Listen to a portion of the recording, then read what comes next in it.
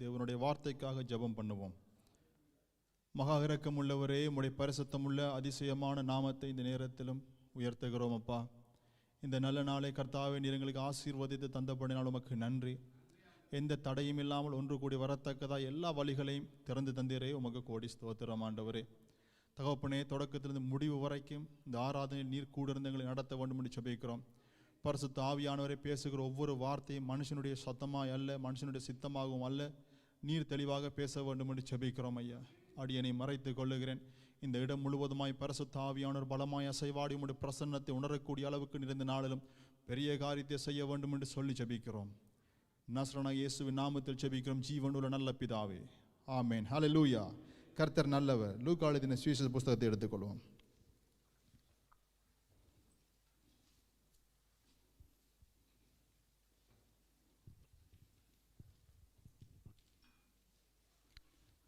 ஒன்றிலிருந்து 30 33 வரைக்கும் வாசி. முதலாம் அதிகாரம்.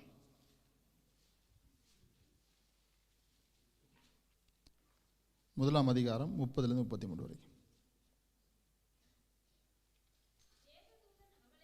தேவதூதன் அவளை நோக்கி, மரியாளே, பயப்படாதே, நீ தேவனிடத்தில் கிருபை பெற்றாய்.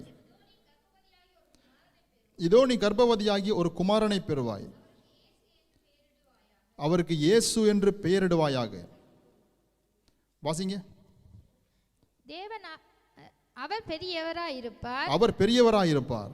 உன்னதமானவருடைய குமாரன் என்னப்படுவார். உன்னதமானவருடைய குமாரன் என்னப்படுவார். கர்த்தராகிய தேவன் அவருடைய பிதாவாகிய தாவீதின் சிங்காசனத்தை அவருக்கு கொடுப்பார். தாவீதின் சிங்காசனத்தை அவருக்கு கொடுப்பார். அவர் யாக்கோபின் குடும்பத்தாரை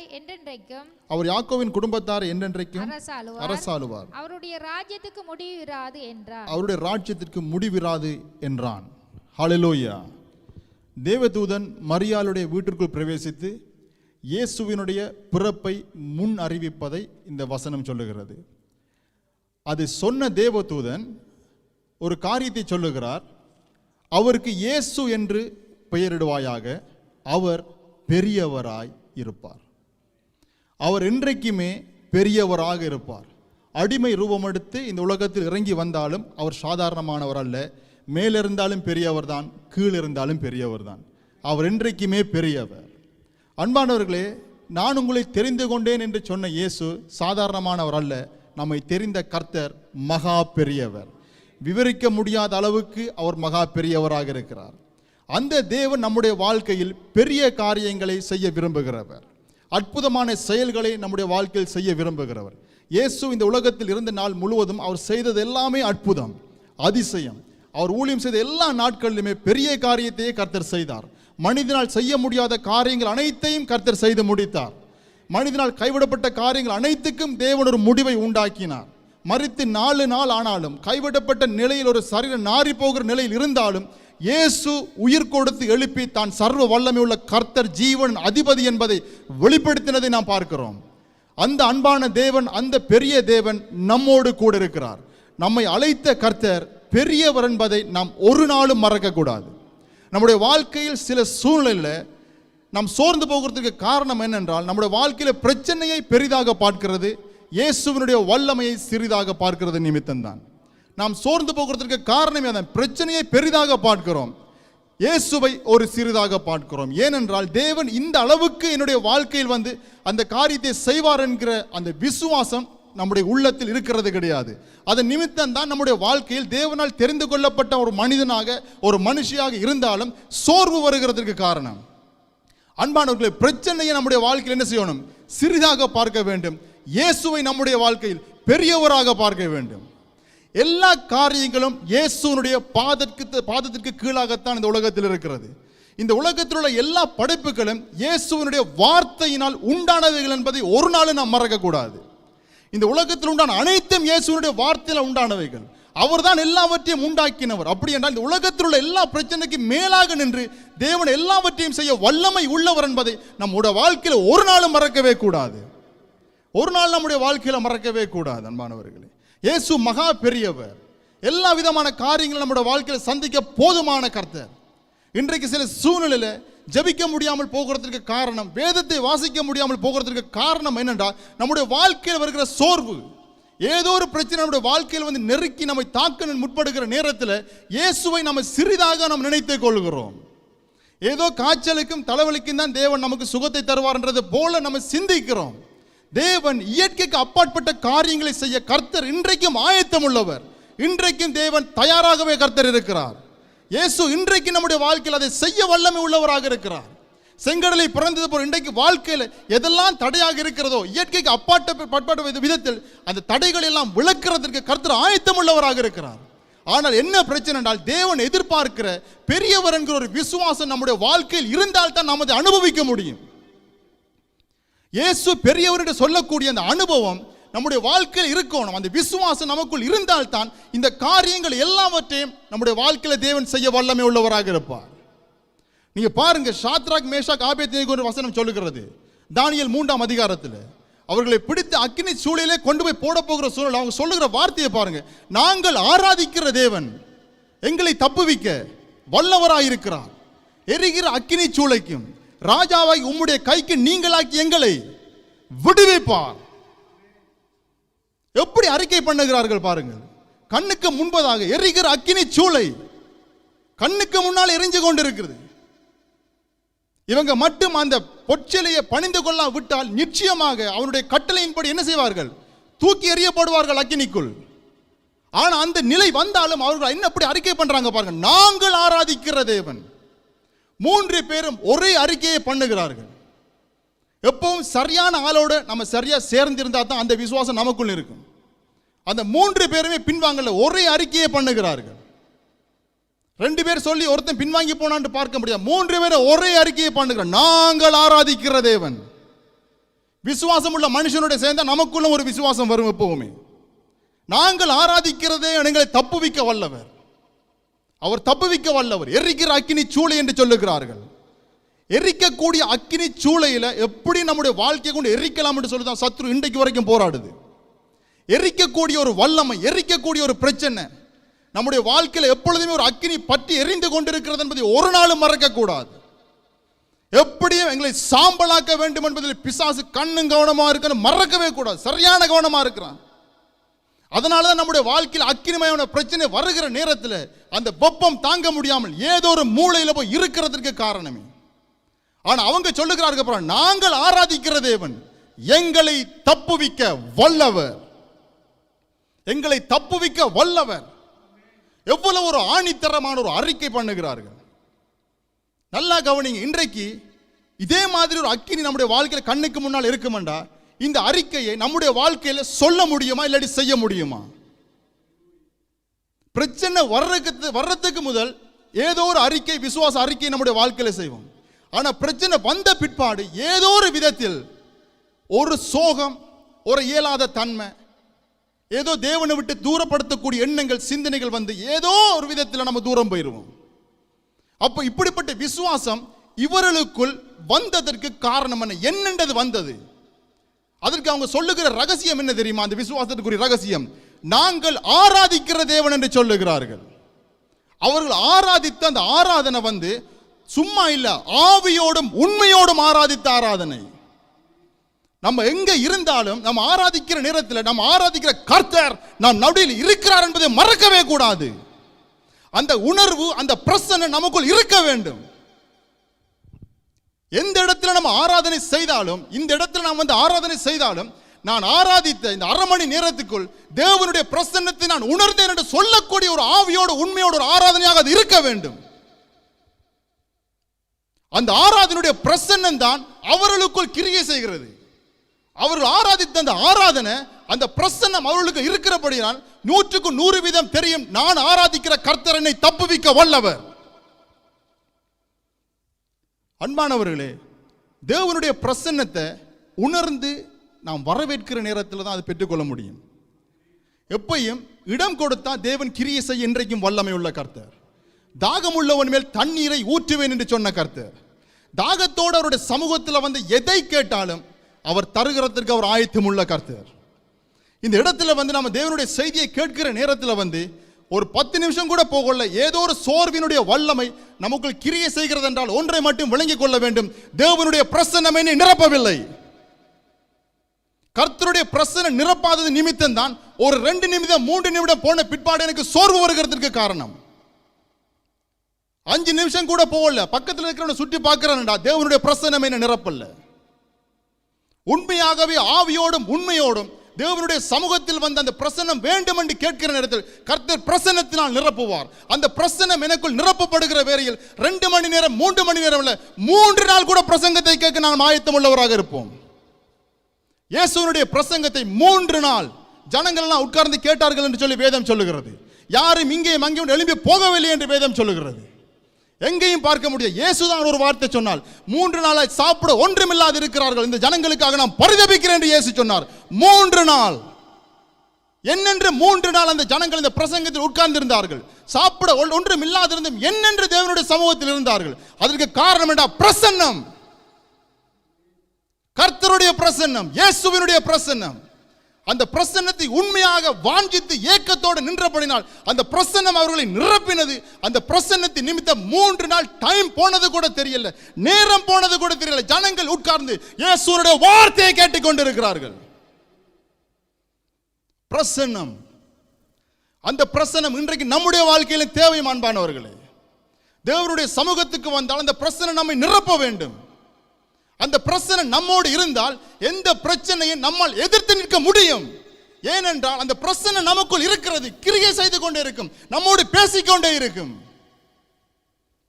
பாருங்க, மோசே மலையின் மேல் ஏறி போயிட்டு ஆண்டவரோடு பேசுகிறது, கற்பனைகளை வாங்குறதற்கு 40 நாள் வசனம் சொல்லுகிறது. அவர் அப்பம் புசிக்கவும் இல்லை, தண்ணீர் குடிக்கவும் இல்லை. 40 நாள் கீழே இருக்கிற ஜனங்கள் சொல்லுகிற ஒரு வார்த்தை, எங்களை அழைத்து கொண்டு மோசைக்கு என்ன ஆனது எங்களுக்கு தெரியல, எங்களை அழைத்து கொண்டு வந்த மோசைக்கு என்ன ஆனதோ தெரியல, அதனால எங்களுக்கு முன் செல்லும் தெய்வங்களை உண்டாக்கும் என்று ஆரோன் இடத்தை சொல்லுகிறார்கள். நல்லா கவனிங்க, 40 நாள் சாப்பிடாம ஒரு மனிதன் 40 நாள் மலையில் இருக்கிறார். அந்த மனிதனுக்கு 1 நாள் 2 நாள் போன கணக்கே தெரியாது. கர்த்தர் கொடுத்து முடித்த பிற்பாடு தான் இறங்கி வருகிறார் சமாதானத்தோடு. ஆனால் கீழே நிற்கிற ஜனங்களுக்கு மோசைக்கு என்ன ஆனது என்று சொல்லி ஒரே குழப்பம். ஒவ்வொரு நாளும் பெரிய கஷ்டமாக இருக்கிறதுக்கு மோசையை பார்க்க முடியாமல். என்ன காரணம்? மோசே தேவனுடைய பிரசன்னத்தில் இருக்கிறார், ஜனங்கள் தேவனுடைய பிரசன்னத்தில் இல்லை. கர்த்தருடைய பிரசன்னத்தில் ஒவ்வொரு மனிதனும் இருந்தால் நாள் போகிறதே தெரியாது. சாப்பிடாமல் தண்ணி குடிக்காம ஒரு மனுஷன் இருக்கிறான் பாருங்க. அப்ப கர்த்தருடைய சமூகத்தில் உண்மையாவே அந்த பிரசன்னத்தை வாஞ்சிப்போமானால் நமக்கு எதுவுமே தேவையில்லை, எல்லாவற்றையும் கர்த்தர் பார்த்துக் கொள்ளுவார்.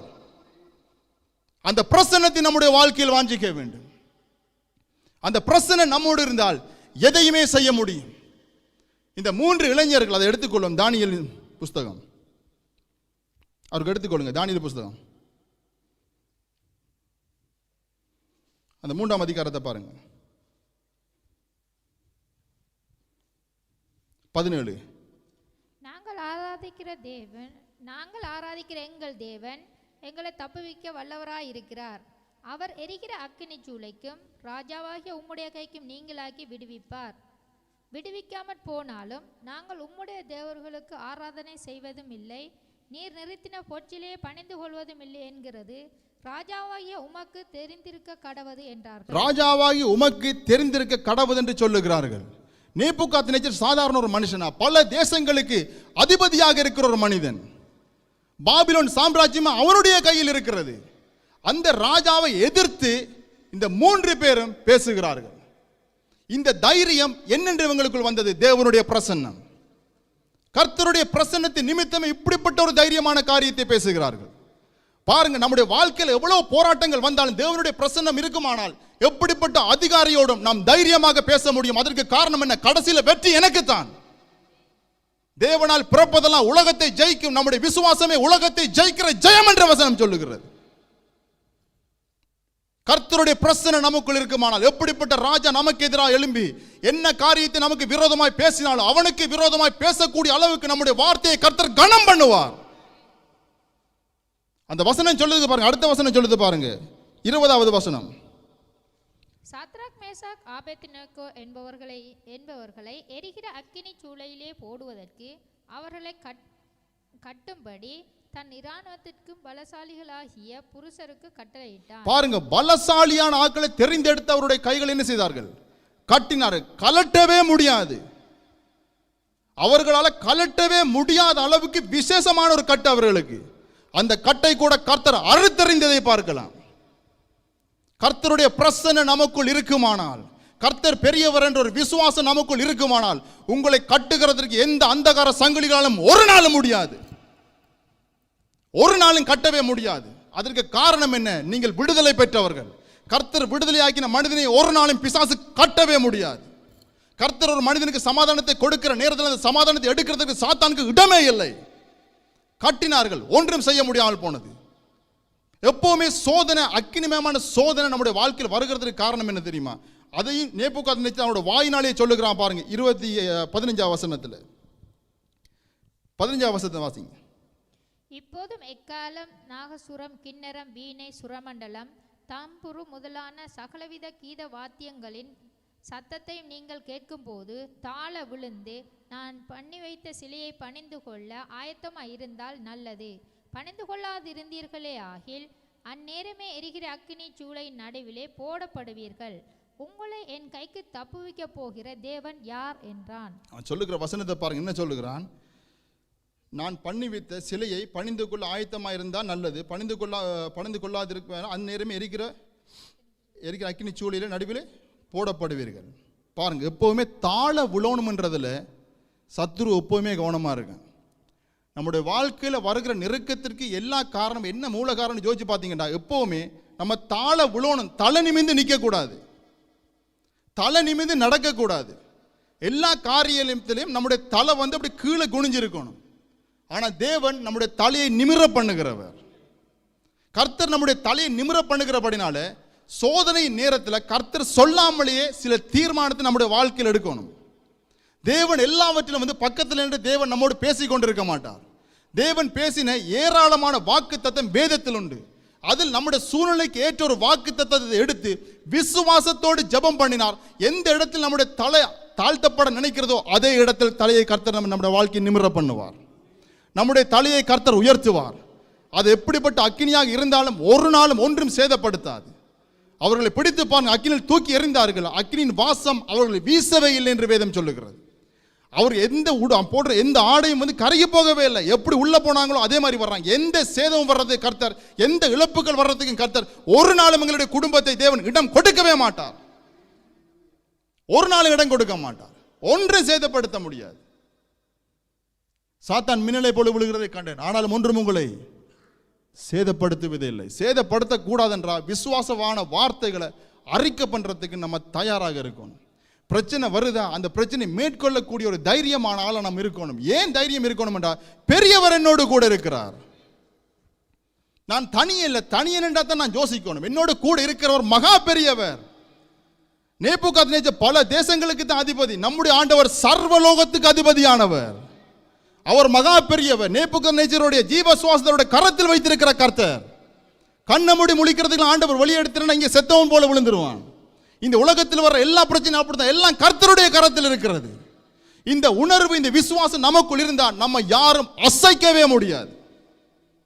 எப்பவும் நம்முடைய வாழ்க்கையில ஒரு பிரச்சனை வருது, அதை கர்த்தர் அனுமதிக்கிறார்டா, எல்லாம் நல்லதுக்கு தான். ஏனண்டா அடுத்த கட்டத்தினுடைய ஒரு ஆசீர்வாதத்துக்குள்ள தேவன் நம்மை நடத்த போகிறார்.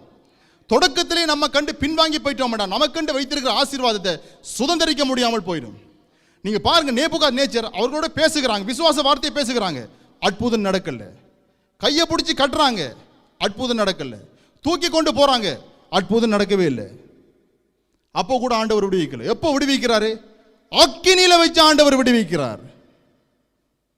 நம்முடைய வாழ்க்கையில சில ஜெபங்களை நம்ம செய்யறோம், நடக்கல நடக்கல நடக்கல, அதுக்காண்டி நடக்காம போயிடும் என்று சொல்லி அவிசுவாசப்பட கூடாது. நான் விழுந்தாலும் சேதமடையாமல் என்னை கொண்டு வந்து சேர்ப்பார் கர்த்தர். என்னுடைய வார்த்தையை அந்நிய ஜனங்களுக்கு முன்பதாக கனம் பண்ணுவார் கர்த்தர். ஒரு புரஜாதிகாரனுக்கு முன்பதாக அவர்கள் செய்த அந்த அறிக்கையை கர்த்தர் கனம் பண்ணி யார் என்பதை காட்டினார். உன்னுடைய அக்கினி ஒன்றுமே செய்ய முடியாது என்பதை கர்த்தர் காட்டினார். இதற்காகத்தான் தேவன் அந்த மகிமையான காரியத்தை அவருடைய வாழ்க்கையில் அனுமதித்தார். எப்பவுமே ஒரு விசுவாச கண்களால் பார்க்கக்கூடிய ஒரு விசுவாசியாய் ஒவ்வொரு விசுவாசியும் இருக்குமானால் நம்முடைய வாழ்க்கையில் வருகிற சோதனையை கண்டு ஒரு நாளும் நான் சோர்ந்து போகவே மாட்டேன். பிரச்சனை வருதுன்றக்குள்ள நான் நினைக்கணும், இதை நான் மேற்கொள்ளுவேன். இதை மேற்கொண்ட பிற்பாடு தேவன் எனக்கு ஏதோ ஒரு ஆசீர்வாதத்தை கர்த்தர் வைத்திருக்கிறார். ஏதோ ஒரு ஆசீர்வாதத்தை வைத்திருக்கிறார். ஜீவனுள்ள நாளெல்லாம் நன்மையும் கிருபையும் என்னை தொடரும் என்று சொல்லி சொல்லி ஆசீர்வாதங்களை சுதந்திரித்த மனிதன் தாவீது. நம்முடைய வாழ்க்கையிலும் போராட்டங்கள் அல்ல, நன்மையும் கிருபையும் தான் நம்மை தொடரும், வேறு எதுவும் நம்மை தொடராது. நம்முடைய வாழ்க்கையில் என்ன செய்யணும்? கர்த்தரை பெரியவராக நாம் பார்க்க வேண்டும், சிறியவராக பார்க்கக்கூடாது. பெரிய அதிகாரிகளை கண்டு பயப்படக்கூடாது. சில நேரத்தில் வியாதி நம்மை பயமுறுத்தலாம், ஏதோ ஒரு போராட்டம் நம்மை பயமுறுத்தலாம். இந்த பயமுறுத்துகிற காரியத்தை கொண்டு பின்வாங்கி போகக்கூடாது. பிசாசு தந்திரமானவன், நேரா வந்து சேதப்படுத்த முடியாது. ஆனால் தூரத்திலிருந்து பயமுறுத்தி என்ன செய்வான்? நமக்குள்ள இருக்க விசுவாசத்தை எடுத்து போட்டான் என்றால் நம்ம விழுந்து போயிடுவோம். அதனால காண்கிற காட்சியை பார்த்து ஒரு நாளும் பயப்படக்கூடாது. என்ன பிரச்சனையாக இருந்தாலும் தேவன் எனக்கு இந்த காரியத்திலிருந்து ஜெயித்து தருவார். இதற்காக நான் இரவும் பகலும் ஜெபிக்க ஆயத்தம் உள்ளவராக இருக்கிறேன். கர்த்தாவே, நீர் பெரியவர், அண்ட சராசரங்களை படைத்த கர்த்தர், எல்லாம் உம்முடைய வார்த்தையினால் உண்டானது. எனக்கு வந்திருக்க இந்த போராட்டம் உம்முடைய பார்வைக்கு முன்பதாக அற்பமான காரியம் என்று சொல்லி அறிக்கை பண்ணுகிற நேரத்தில் எல்லா பிரச்சனையும் பாதத்திற்கு கீழாக கர்த்தர் கொண்டு போடுகிறதற்கு தேவன் ஆயத்தம் உள்ள கர்த்தராக இருக்கிறார். ஹல்லேலூயா. ஒரு வசனத்தை வாசிப்போம். 1 சாமுவேல்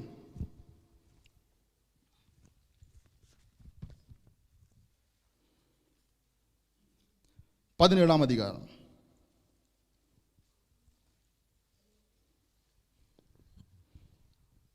32 வாசிங்க. தாவீது சவுலை நோக்கி, இவன் நிமித்தம் ஒருவனுடைய இருதயம் கலங்க வேண்டியதில்லை. உம்முடைய அடியானாகிய நான் போய் இந்த பெலிஸ்தனோட யுத்தம் பண்ணுவேன் என்றான்.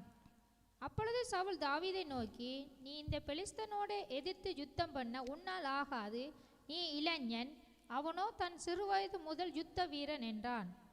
தாவீது சவுலை பார்த்து, உம்முடைய அடியான் என் தகப்பனுடைய ஆடுகளை மேய்த்து கொண்டிருக்கிற போது ஒரு விசை ஒரு சிங்கம் ஒரு விசை ஒரு கரடியும் வந்து மந்தையில் இருக்கிற ஒரு ஆட்டை பிடித்து கொண்டது. நான் அதை தொடர்ந்து போய் அதை அடித்து அதை அதன் வாய்க்கு தப்புவித்தேன். அது என்மேல் பாய்கிற போது நான் அதன் தாடியை பிடித்து அதை அடித்து கொன்று போட்டேன். ஹல்லேலூயா. பாருங்க, 40 நாள் என்ன செய்கிறான்? ஒரு மனுஷன் காலையிலும் மத்தியானத்திலிருந்து கத்தி கொண்டே நிற்கிறான். யாரு? கோலியாத். ஆனால் எல்லாரோட இருதயம் என்ன செய்கிறது? கலங்கி நிற்கிறது. தாவீது நேரா சவுல்கிட்ட வந்து சொன்ன முதலாவது காரியத்தை பாருங்க, என்ன சொல்றாரு? தாவீது சவுலை நோக்கி, இவன் நிமித்தம் ஒருவனுடைய இருதயமும் கலங்க வேண்டியதில்லை. இவன் நிமித்தம் ஒருவனுடைய இருதயமும் கலங்க வேண்டியதில்லை.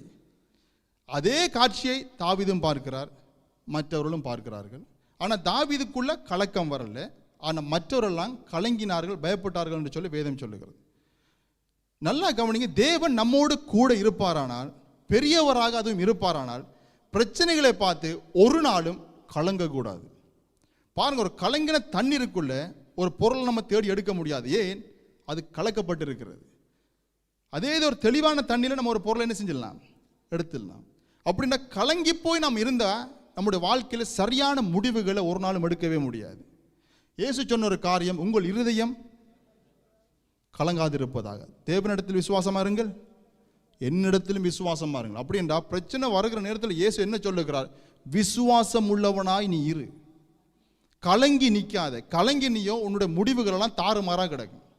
ஏனென்றா நீ கலங்க வேண்டிய அவசியம் இல்லை. வழி தெரியாதவன் தான் கலங்கி போய் நிற்பான். வழி காட்டுகிறவர் ஒரு பெரியவர் நம்மோடு கூட இருக்கிற நேரத்தில், அவரிடத்தில் போய் விசாரிக்கிற நேரத்தில் நமக்கு சரியான வழியை காட்ட அவர் ஆயத்தம் உள்ளவராக இருக்கிறார்.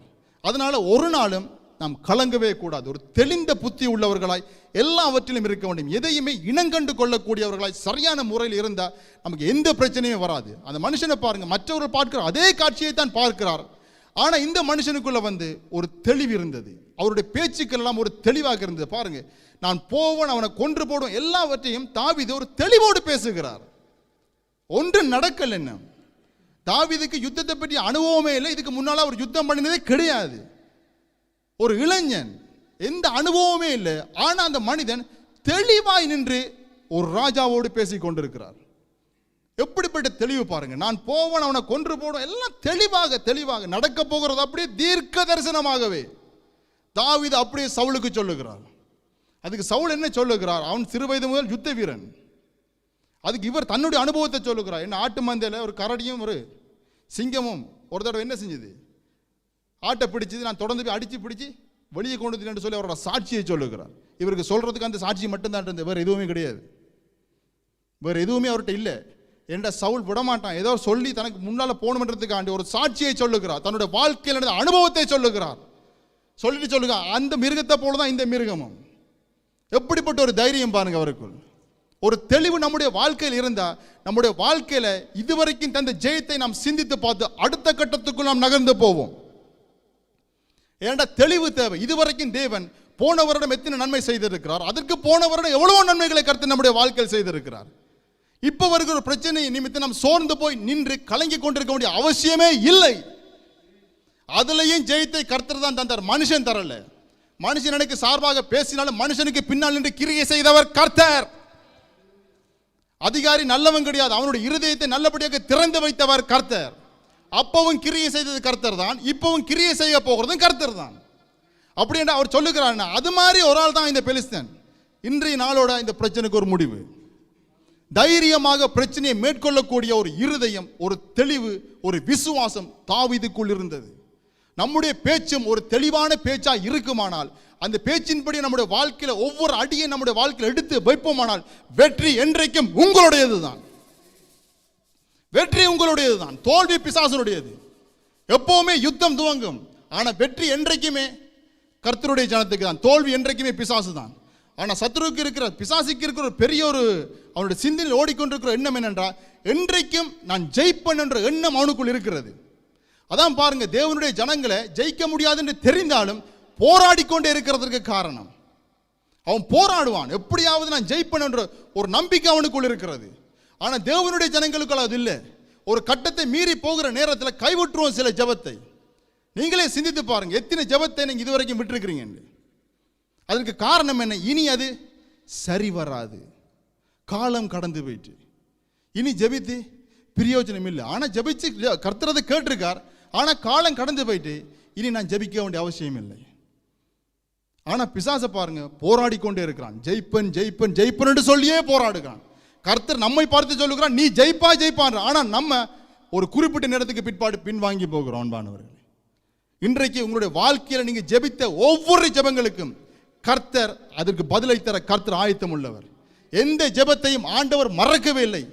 கர்த்தர் ஏற்ற காலத்தில் ஏற்றத்தை தருகிற நல்ல தேவன். அவர் காலத்தின் அடிப்படையில் கிரியை செய்கிற கர்த்தர். ஒரு விதையை போட்டு பாருங்க, இன்றைக்கு நாளைக்கு இல்லை, ஆனால் ஒரு நாள் நிச்சயம் என்ன செய்யும்? அந்த விதை வளர்ந்தே ஆகும். ஒரு செடியாய், ஒரு மரமாய் நம்முடைய வாழ்க்கையில் பார்ப்போம் என்ற நம்பிக்கை இருக்கா இல்லையா? அதே மாதிரி தான் நம்ம விதைக்கிற ஒவ்வொரு ஜெபங்களும் நிச்சயமாக ஒரு நாள் உங்களுடைய கண்களுக்கு முன்பதாக நிறைவேறுகிறதை நீங்கள் பார்ப்பீர்கள், நிறைவேறுகிறதை பார்ப்பீர்கள். ஹல்லேலூயா. தாவீது சொல்லுகிறார் பாருங்க 35வது வசனத்தை, நான் அதை தொடர்ந்து போய் அதை அடித்து அதன் வாய்க்கு தப்புவித்தேன். இவருக்குள் இருக்கிற ஒரு குணாதிசயத்தை பாருங்க. இப்ப ஆட சிங்கமும் கரடியும் பிடிச்சு கொண்டு போகுது, பிடிச்சிட்டேன்னு சொல்லி அந்த மனிதன் அதோட விடல. எனக்கு அனுபவம் இல்லை, இதை போய் மேற்கொள்ள முடியாது, என்னோட ஒரு பயங்கரமான ஒரு மிருகம், துஷ்ட மிருகம் கிட்ட போன ஆடி அடிக்கிறது, என்ன அடி, இதையெல்லாம் அந்த மனுஷன் எதிர்பார்க்கவே இல்லை. கர்த்தர் என்னோடு கூட இருக்கிறார். என்னிடத்திலிருந்து கொள்ளையடித்துட்டு போன அந்த ஆசீர்வாதத்தை நான் விட மாட்டேன். எந்த மந்தையிலிருந்து கொண்டு போன ஆட்டை நான் விடவே மாட்டேன். மறுபடியும் அடிச்சு இழுத்தெடுப்பனது அதோட வாயிலிருந்து வெளியே கொண்டு வர ஒரு விசுவாசம் பாருங்க. இன்றைக்கு நம்முடைய வாழ்க்கையில் எத்தனையோ ஆசீர்வாதங்கள் நம்முடைய கையை விட்டு விலகி போயிருக்கு. அதற்காக நம்ம ஜெபிக்கிறதே கிடையாது. அதற்கு காரணம் என்ன? போனது தான். எல்லாம் ரட்சிக்கப்பட்ட பிறகு நடந்த சம்பவங்கள் தான், ஜெபித்த பிறகு நடந்த சம்பவங்கள் தான். ஆனா போனது தான். மற்ற காரியத்தை பார்ப்போம் என்று சொல்லி வேறு காரியத்தை சிந்திக்கிறோம். ஆனா இந்த மனிதன் என்ன செய்கிறார்? தொடர்ந்து போகிறார். பிசாசு கொள்ளை அடித்ததை தொடர்ந்து போய் அடிச்சு இழுத்து கொண்டு வரக்கூடிய ஒரு விசுவாசம் அந்த மனிதனுக்குள் இருக்கிறது. அந்த விசுவாசம் நம்முடைய வாழ்க்கையில நமக்குள்ளும் இருக்குமானால், இழந்து போன அனைத்தையும் தேவன் இரட்டிப்பாய் தருகிறதற்கு கர்த்தர் ஆயத்தம் உள்ளவர். எந்த வருடத்தில், எந்த மாதத்தில், எந்த காரியம் கூட கையில் விட்டு போயிருக்கிறதோ அதற்காக நீங்கள் ஜெபம் பண்ணுகிற நேரத்தில், ஊக்கமாக ஜெபம் பண்ணுகிற நேரத்தில் மறுபடியும் தேவன் இந்த வாசலை திறந்து அதை மறுபடியும் உங்களுடைய கையில் தருகிறதற்கு கர்த்தர் ஆயத்தம் உள்ளவர். அந்த மனிதன் கர்த்தரை பெரியவராக பார்க்கிறார், அதிசயமானவராக பார்க்கிறார், ஒரு யுத்தம் பண்ணுகிறவராக பார்க்கிறார். அதன் நிமித்தம் தான் அந்த ஆசீர்வாதங்கள்லாம் தொடர்ந்து பிடிக்கக்கூடியதாக இருக்கிறது. பாருங்க, சிங்கத்தினுடைய வாயில அந்த ஆடு மாட்டிட்டு, ஆனா செத்தது என்று அவர் சொல்லல, கொண்டு வந்துட்டார் உயிரோடைய அவர். இன்றைக்கு நம்முடைய ஆசீர்வாதங்கள்லாம் சாகல, எங்கேயோ ஒரு இடத்தில் பிசாசால கொள்ளையடிக்கப்பட்டு ஒரு மூலையில் இருக்கிறது. அது ஒன்றுமே செத்து போகலது, அது மறிக்கல, இன்னும் அதெல்லாம் உயிரோடு தான் இருக்கிறது. ஆனால் கொள்ளையடிக்கப்பட்ட நிலையில் இருக்கிறது. அந்த ஆசீர்வாதங்களை தேவன் மறுபடி நம்முடைய கரத்தில் கொண்டு வர தருகிறதற்கு தேவன் இன்றைக்கு ஆயத்தம் உள்ளவராய் உங்களோடு பேசிக் கொண்டிருக்கிறார், என்னோடு பேசிக் கொண்டிருக்கிறார். அதற்குரிய ஜெபத்தை விசுவாசத்தோடு தேவனை பெரியவராக பார்த்து அதற்காக நான் ஜெபம் பண்ணுவேனாக இருந்தால், தேவனிடத்தில் கேட்பேனாக இருந்தால், தேவன் எனக்கு அதை தர ஆயத்தம் உள்ள கர்த்தர். இன்னொரு வசனத்தை வாசிப்போம்.